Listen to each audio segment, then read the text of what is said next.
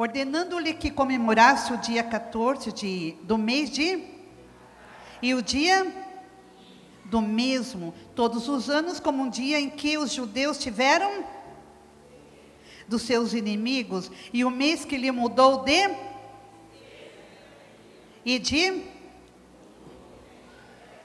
para que o fizessem dias de banquetes, de alegria, de mandarem porções dos banquetes aos outros e dádiva aos pobres. Feche os seus olhos nesse momento, Pai, em nome de Jesus. Na Tua presença nós estamos, Senhor, fala aos nossos corações, ó Pai. Que o Seu Espírito Santo, Senhor amado, seja sobre as nossas vidas, para que possamos entender qual seja a Tua santa e perfeita vontade. Oramos e te agradecemos em nome de Jesus. Amém. Irmãos, aqui no Brasil, no nosso calendário, nós estamos no mês de março.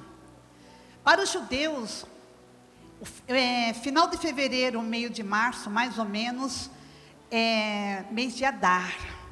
Foi o que nós lemos aqui. E Adar quer dizer força. Então, se nós pensarmos que nós estamos no mês de Adar, nós estamos no mês da força. Para os judeus, irmãos, este é o mês da boa sorte. Diga, mês da boa sorte. Você toma posse disso? Amém. Popularmente, os judeus, ele tem um ditado. Ele diz assim: a sua mazal é forte. Mazal é sorte. Só que nós não vamos usar a palavra mazal, né? Vamos usar a palavra sorte, que tem o mesmo significado, é a mesma. Então eles dizem assim, eles têm um ditado popular: a sua sorte é forte. Então diga para essa pessoa do lado: a sua sorte é forte. Olha, é entendido, irmãos, que os judeus, ele entende essa sorte não como sorte, né? Mas depois você vai entender por que eles falam sobre sorte. Mas eles entendem que isso vem de Deus para a vida deles. Amém? Não é uma sorte ao acaso. É uma sorte porque Deus mudou a sua sorte. Amém? Então, nós vamos ver que dentro deste mês de março, também há uma festa para os judeus, a festa do Purim. E a festa do Purim, irmãos, é 2 dias festivos no mês de março, né? 2 dias festivos, que vai se chamar Purim, justamente porque foi lançada uma sorte. Eu vou explicar para vocês. E essa festa é comemorada no dia 14 e 15, né, agora, e é para comemorar a transição, a mudança da má sorte para a boa sorte. Amém? Esses versículos que nós lemos diz respeito a essa festa, para que eles não esquecerem e todos os dias comemorarem a festa do Purim, que é uma comemoração dessa mudança de sorte, da má sorte para a boa sorte. E o que nós lemos? Queria tirar o que do rosto? O choro. Iria colocar alegrias. Amém? Quando isso aconteceu, irmãos, vamos entender um pouco da história quando isso aconteceu. Aqui no livro de Esther, nós vimos algumas pessoas que vão se destacar. Uma é o rei Assuero, era o rei dos persas, e que ele, em um determinado momento, ele trouxe Esther, que se tornou rainha dele, mas Esther, ela pertencia ao povo judeu, ela era judia. Nesse reinado, irmãos, existia um homem que era importante, chamado Amã. Ele era um homem importante, e o rei exaltava esse Amã. Ele estava ali do lado do rei. Ele era uma pessoa importante naquele reino, então as pessoas se curvavam perante Amã. Os empregados se curvavam. Ele passava numa porta, todo mundo se curvava, ele era uma pessoa importante. Mas Esther tinha um tio chamado Mardoqueu ou Mordecai. Os dois são a mesma pessoa. A hora eu vou falar uma coisa, a hora outra, estou falando da mesma pessoa. E Mardoqueu, irmãos, então, ele não se curvava diante de Amã. ele era o tio de Esther, ele ficava ali nas escadarias do palácio, porque ele não podia entrar, mas ele não se curvava, e ele não se curvava por dois motivos. Primeiro, porque ele era judeu, judeu não se curva a homem, judeu ele só se curva a Deus, ele só presta essa homenagem a Deus. E o outro motivo é que Amã, ele fazia parte de um povo que fez os judeus sofrerem, de uma linhagem que fez os judeus sofrerem. Então, Mordecai, ele tinha um ressentimento, né, com aquele homem chamado Amã. Mas Amã, irmãos, também tinha um ressentimento contra o povo judeu, né? E isso vai explicar algumas coisas. Ele tinha um ressentimento, por quê? Porque há 1000 anos mais ou menos atrás, antes desse tempo de Esther, quando os judeus saíram do Egito para ir para a terra prometida, existia um povo, os amalequitas, eles foram um povo que lutaram contra os judeus. E os amalequitas, irmãos, não eram pessoas desconhecidas. Os amalequitas, eles eram descendentes de Esaú. Esaú era irmão de Isaque, filho de Abraão. Abraão teve Esaú e Isaque. Isaque, o filho da promessa. Os judeus ali são tudo descendente. E agora Esaú forma uma outra tribo, os amalequitas. E eles não se deram, né? Porque teve rincha um com o outro. Então, quando o povo judeu saiu do Egito para ir para a terra prometida, os amalequitas atacaram eles. E muitas vezes de forma covarde, porque eles atacavam aqueles que ficavam por últimos, que eram mais lentos, mais fracos, ficava por último da caravana, eles atacavam, eles matavam. Quando eles entraram, antes de entrar até mesmo na terra prometida, os judeus lutaram com os amalequitas. Você deve lembrar da passagem que Moisés ficou com a mão levantada, e Josué ficou lutando contra os amalequitas, e enquanto a mão de Moisés estava erguida, eles ganhavam, Moisés cansava, eles começavam a perder, Moisés levantava as duas mãos e eles ganhavam as guerras, até que 2 homens seguraram as mãos de Moisés para mantê-las em pé, para cima. Então foi contra os amalequitas que eles lutavam. Como consequência disso, irmãos, passou o tempo, muito tempo, os amalequitas só assim trazendo transtorno para os judeus, até que chegou uma época, na época de Saul, Deus falou: vocês vão lutar contra os amalequitas, vocês vão matar todos os amalequitas, vocês vão exterminar com essa, a minha palavra aqui, como se fosse com essa raça, vocês vão exterminar. Era Saul o rei. E Saul, irmãos, eu digo que Saul, ele era uma pessoa que ele fazia a coisa errada para Deus, em nome de Deus. Saul, irmãos, é como hoje a gente pode comparar aquela pessoa que, por exemplo, não obedece liderança. Porque o líder era Samuel, o líder espiritual era Samuel. E Deus falava para Samuel falar para Saul. Mas Saul, irmãos, ele, por algumas vezes, inclusive nessa, Deus disse através de Samuel: mate todos. Mas Saul achou por bem, sabe aquela pessoa que, mas Deus falou para mim? Viu, mas você tem um líder, o líder está falando, não, mas Deus falou para mim. E é quando não entende o princípio de autoridade. Saul tinha dificuldade disso. E Saul, então, desobedecendo essa ordem, ele vai trazer, né, Agag, que é o rei dos amalequitas nessa época. Ele não mata, ele traz quem sabe os pensamentos de Saul? Será que Saul trouxe esse rei para negociar, sei lá, para tirar alguma vantagem com outro povo, por dó? Ninguém sabe. Uma coisa nós sabemos, ele não obedeceu. E esse outros foram alguns motivos pelos quais Deus rejeitou Saul como rei. E então, irmãos, agora Saul traz o rei. E agora? Não era para ter trazido ninguém. Mas ele não teve coragem de matar o rei. Ele não teve coragem de obedecer. Então Samuel, o líder espiritual, mata o rei Agag. Talvez você fale, nossa, Samuel era cruel. Não, irmãos, era assim que era. Era assim que era em tempos de guerra. Era assim que era. Então Samuel mata. Agora, irmão, nós estamos falando de 500 anos depois que esse rei morre. Amã era da linhagem de Agag. Quem matou Amã? Quem matou? Judeus. Então veja que Amã agora, ele tinha um negócio, né? Ele também não ia muito com a cara de Mardoqueu ou Mordecai, não ia. Ele não gostava da pessoa, não gostava da tribo que ele pertencia.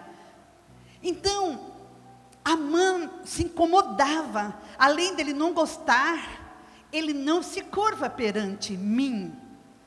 Então, irmãos, ele trama algo contra aquele homem, mas ele não trama apenas contra um homem, uma pessoa, porque como ele odeia o povo judeu, que matou o rei dele há 500 anos atrás, né, mas foi um povo que exterminou ali, ele trama uma coisa diabólica, para que haja um extermínio, um genocídio, de todo o povo judeu. E ele chega perante o rei e diz, e tem um povo aqui, tem um povo no teu reino, que eles têm outras leis, eles não querem obedecer às leis, e isso não era verdade. Ele estava se referindo às leis em relação à adoração a Deus, mas ele queria confundir o rei. E eles não se curvam, e isso, aquilo, e eles precisam morrer, porque eles são um perigo para a sua autoridade, eles são um perigo contra as suas leis. O rei, não sabendo de nada, você é meu homem de confiança, se você acha que ele deve morrer, faça como você quiser. E Amã fez, irmãos. Amã fez um decreto, o rei deu o anel dele, selou com o anel do rei, e mandou falar em todas as províncias, que no dia 13 do mês de março, o mês de Adar, que todos os judeus poderiam, por lei, ser atacados e mortos, sem defesa. O homem, a mulher, a criança, todos. E que as pessoas que atacassem poderiam ficar com todos os bens, os despojos deles, tudo poderia pegar das suas casas, que seriam deles próprios, sendo que eles iriam dar uma parte só para o império, mas o resto eles ficavam. Irmãos, o que ia acontecer ali, naquele dia, é que, para você ter ideia, é que, pense você no dia de hoje, por lei,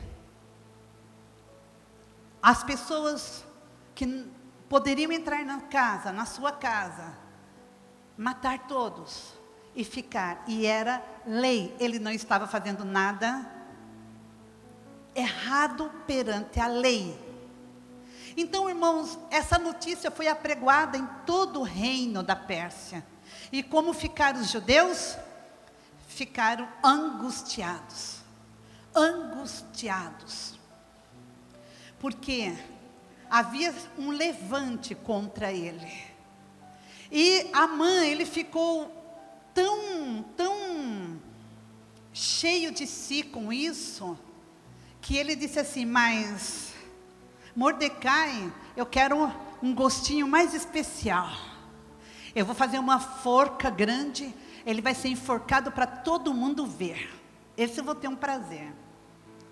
Mas, irmãos, o tio de Esther vai até, ele está lá com um pano de saco de frente o palácio, perguntam para ele, ele fala, chama Esther, a minha sobrinha. Ela vê, ele disse, olha, está acontecendo isso, nós vamos, por favor, interceda diante do rei por nós.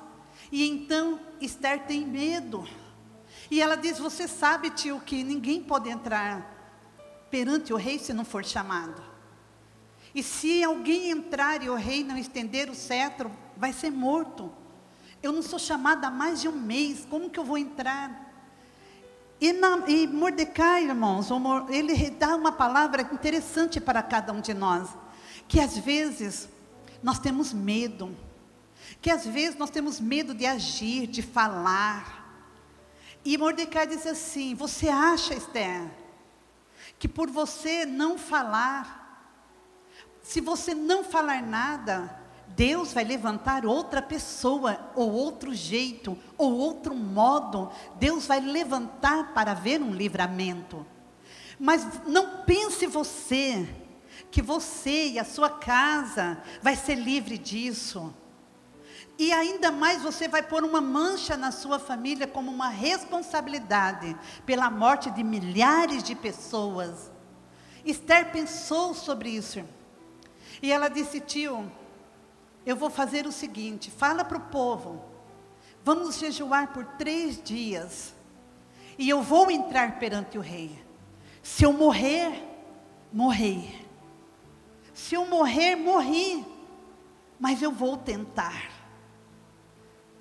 Irmãos, às vezes as coisas acontecem na vida, na sua vida, e parece que não há solução.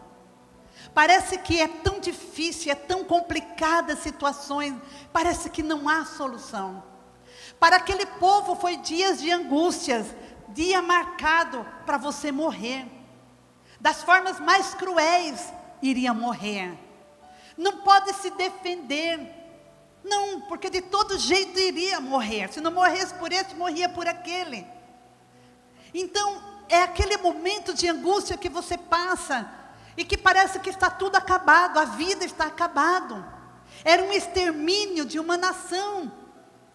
Mas então, irmãos, quando a gente pensa que é impossível acontecer alguma coisa, quando nós pensamos que é impossível acontecer alguma coisa, Deus entra com a providência divina. Diga: providência divina. O que o rei poderia fazer? Ele nem sabia de nada. Ele não sabia nem que Esther era desse povo. Ele tinha um harém de mulheres, eram tantas. Mas o que ele poderia fazer? Nada naquele momento, ele nem sabia. Mas Deus conhecia todas as coisas. E qual é a providência que Deus faz? Naquele dia, o rei não consegue dormir. O rei vira para lá, o rei vira para cá. Ele não consegue dormir. E porque ele não consegue dormir, ele levanta, chama um servo e diz assim: eu estou sem sono. Pega os livros dos acontecimentos, daquilo que acontece no palácio, lê para mim passar a hora aqui. E começam a ler. E ali naquele livro está escrito que uns dias antes, um homem chamado Mordecai livrou o rei da morte, porque ele ouviu uma conspiração na porta do palácio. 2 guardas conspirando para matar o rei. E ele mandou avisar lá dentro, através de Esther também, ele mandou avisar. E foram investigar, viram que era certo, aqueles homens foram mortos. O rei olhou e falou: nossa, isso aconteceu mesmo? Sim, rei, aconteceu. E quais foram as honras que foram dadas para esse homem que me livrou disso? Nenhuma honra foi dada para ele. Então, irmãos, nisso, o rei diz: quem é que está lá fora querendo entrar? É Amã. É Amã. E Amã, irmãos, ele já estava se achando, né, aquela figura muito importante. A rainha tinha convidado ele para um banquete junto com o rei. Então ele estava achando, e ele disse: fala para a Amã entrar. Pois não, rei, ele diz. E o rei diz assim: Amã, o que você acha que a gente deve fazer para um homem que a gente quer honrar?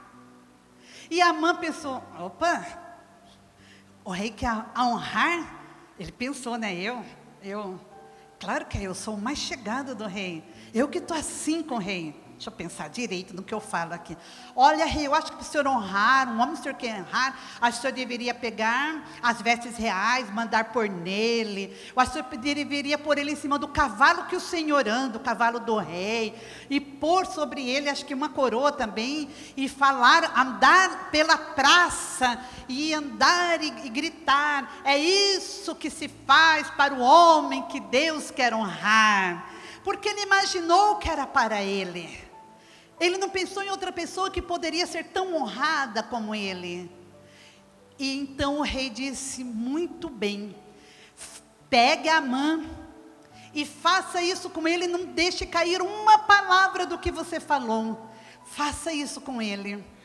Irmãos, Amã, que já tinha feito a forca para matar Mordecai, teve que pegar Mordecai, pôr no cavalo real, roupa real, e se não me engano até uma coroa, e desfilar com ele na praça, dizendo: isso é o que o rei faz para o homem que ele quer honrar. Amém. Irmãos, quando tudo diz que não, quando as coisas parecem que não vão acontecer, quando parece que as coisas vão mal, quando parece que você está vendo, fala: não, olha, está caminhando, isso, que vai dar isso não vai dar certo.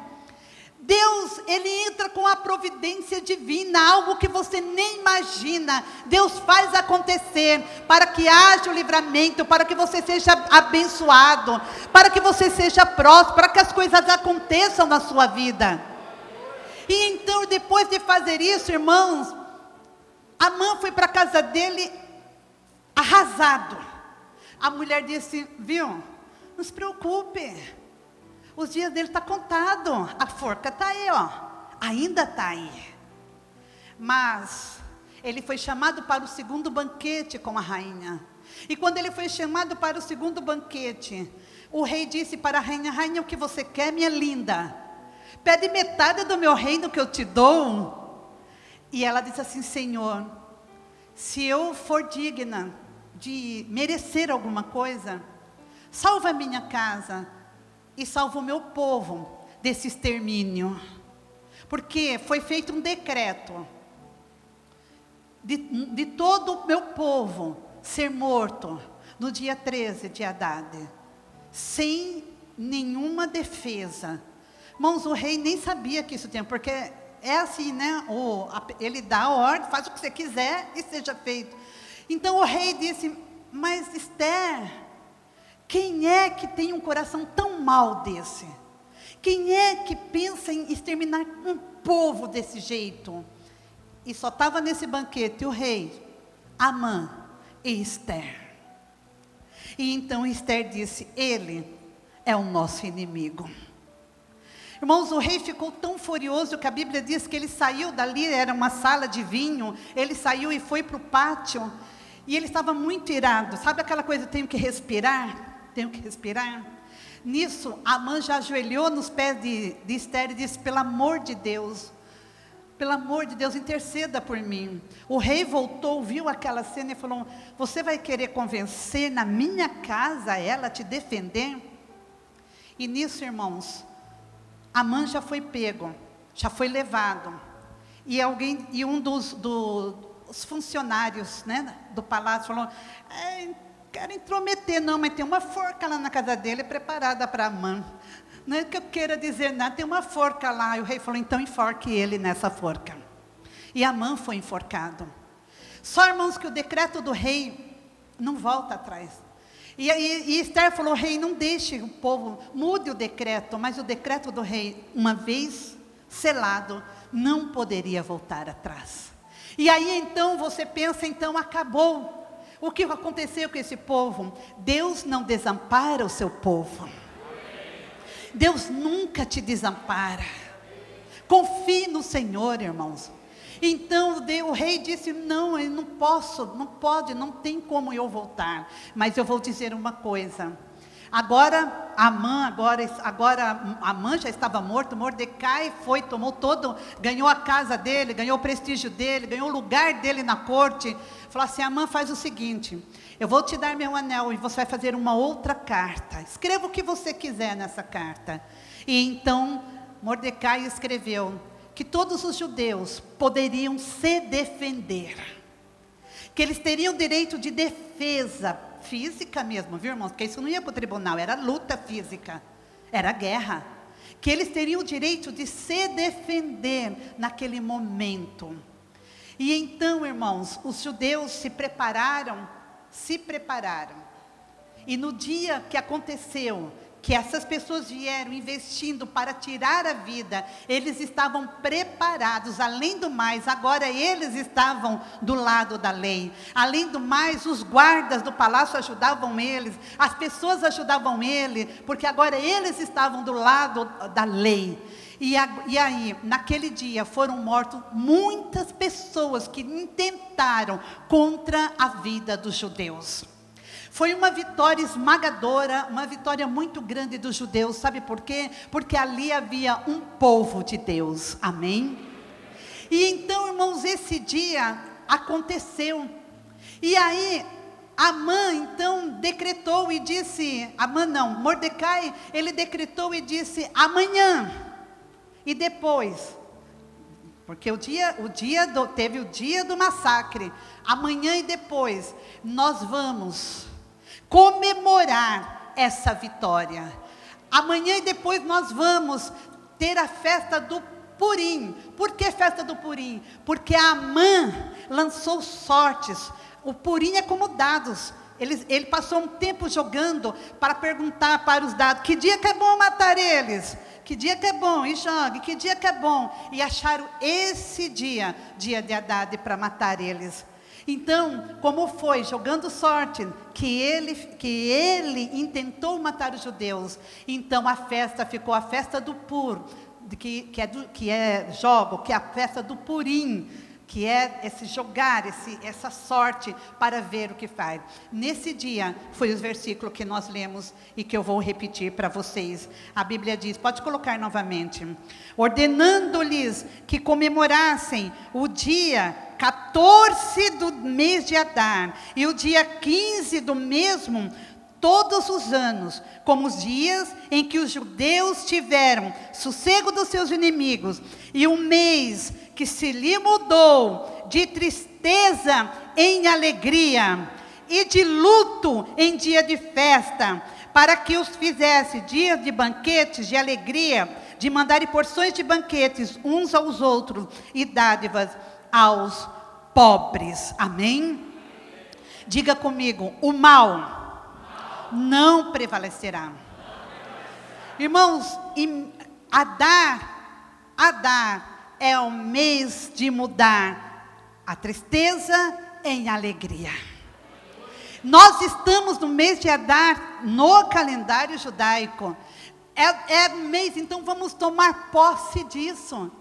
Se você está passando, está difícil até aqui, pastora. Eita, março.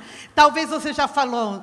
Talvez falou, nossa, passe março, irmãos. A partir de hoje, você vai declarar que esse mês de março é o mês de mudar de tristeza em alegria. E o mês de mudar o luto em festa. Aleluia. Vamos declarar. Diga para a pessoa que está ao seu lado, sua sorte é forte. Diga de novo, sua sorte é forte. Mas lembre ele, sua sorte vem do Senhor. Amém, irmãos? E o que nós vamos ver com isso? Que junto com isso, irmãos, as coisas vão acontecer, ou seja, os milagres vão acontecer, através da nossa vida, em toda a nossa vida física, em nossa vida financeira, os milagres vão acontecer, Deus vai mudar. Nós ainda estamos no dia, hoje é dia 12, nós ainda estamos no dia 12, irmãos. Quantas coisas podem acontecer nesse mês? Quantas coisas, pastora, só tem 15, não, irmão, ainda tem 15 dias, ainda tem 15 dias e muitas coisas podem ser revertidas na sua vida financeira, na sua vida. Deus vai fazer acontecer, Deus vai fazer prosperar, haverá a providência de Deus na sua vida, no seu negócio. Tome posse disso. E eu quero, irmãos, olha, e aí nós vamos comemorar. É mês de comemorar, é mês de alegria. E aí, irmãos, eu quero lançar um desafio para você hoje. Esther disse, vamos jejuar 3 dias. Irmãos, nós vamos, a partir de segunda que vem, entrar em 40 dias. Mas essa semana, segunda, terça e quarta, eu quero fazer um desafio para você. 3 coisas, irmãos. Primeiro, jejum. O jejum não é o jejum de uma bebida. Não, isso vai ser lá nos 40 dias. É um jejum completo. Um jejum para você que pode, na hora que você acorda, você não vai comer, nem vai beber nada, e você vai pôr um horário que você vai comer. Talvez você acorde muito cedo, 5 horas da manhã, você vai pôr lá que você vai comer 10 horas. Talvez você acorde outro horário mais tarde, você vai pôr que é o seu almoço, a sua primeira refeição. Eu não sei qual vai ser, mas eu quero lançar um desafio para você que crê na providência divina. Você que precisa dessa providência divina. Jejum, segunda, terça e quarta-feira. Eu quero lançar um desafio para você nessa noite. Talvez você, hoje é uma noite de primícias. Talvez você não tenha não tenha trazido a sua oferta de primícias hoje. Ou talvez você tenha trazido, mas talvez a sua oferta de primícias hoje não seja aquela que realmente você poderia valorizar e dar para o Senhor, extrair como teu melhor. Talvez você não trouxe hoje, mas não tem problema, você pode trazer a semana que vem. E quero fazer um desafio de fidelidade. Você, irmãos, experimentar as maravilhas de Deus em ser fiel ao Senhor. Experimentar as benesses do Senhor, aquilo de bom que Deus dá. Sabe, Deus repreende o devorador. A sua vida é uma vida abençoada porque é uma vida de obediência. O Senhor, Ele quer dar para você ali, para aquelas pessoas. Nós vimos que o que eles tiveram? Sossego dos inimigos. Um banquete de alegria, compartilhar, uma festa para compartilhar com os amigos e ainda dar aos pobres. Transformação de um momento de luto no momento de vida, um momento de tristeza no momento de alegria, um momento de chorar no momento de sorrir, porque Deus é fiel e justo para cumprir cada palavra que Ele pronuncia. E a palavra de Deus vinda do céu não volta vazia, ela cumpre o seu propósito. Então nesta noite eu quero orar por você. Ali, irmãos, nós vimos então que eu quero nesta noite que você tome posse do mês de Adar. Adar é um mês de mudar, um mês de sorte, um mês de boas notícias, um mês das coisas acontecerem. Você pode estar na mesma situação que os judeus estavam, mas o Senhor entrou com a providência divina. Ninguém poderia esperar. O rei não perdeu o sono por acaso. Ele perdeu o sono porque Deus iria agir através dele, através daquela pessoa. Amém?